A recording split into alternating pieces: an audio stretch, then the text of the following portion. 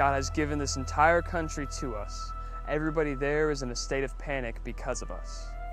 This is what the spies had reported back to Joshua at the end of chapter 2. But it wasn't until chapter 3 that the Hebrews began to own this faith. However, there was one great obstacle in the Israelites' way, and that was the entire width of the Jordan River.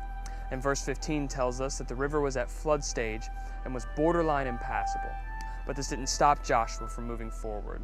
He gathered the Israelites, he gathered the Hebrews, and told them to get up and pack up, and that they were going to move to the west bank of the Jordan.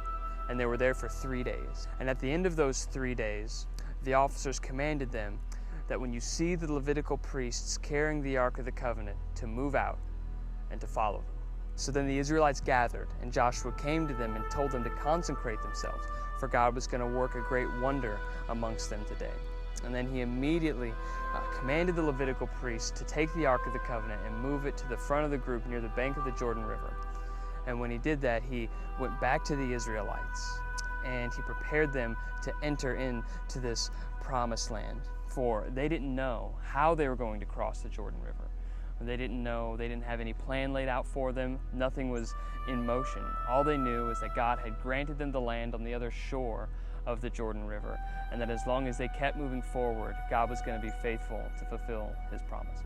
So as the people gathered behind the Ark of the Covenant, God came to Joshua and told Joshua that he was going to exalt him before all of Israel, just like God had exalted Moses, so that all of Israel would know that God was with Joshua, just like God was with Moses.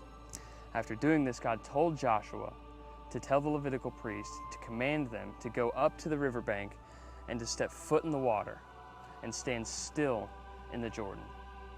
Now, that doesn't sound like much of a plan, but the people followed the Levitical priests. They gathered their belongings, left their tents, and when the Levitical priest's foot stepped into the water, the river stopped. The water dried up at the city of Adam, and the river ran dry all the way to the Dead Sea. The Levitical priests stood right in the middle of the Jordan River, completely dry, allowing the Israelites to cross over the Jordan without a single foot getting wet. And this is just a mighty picture of how oftentimes the first step of obedience is blind, but how God is always faithful to come through and answer and fulfill his promises.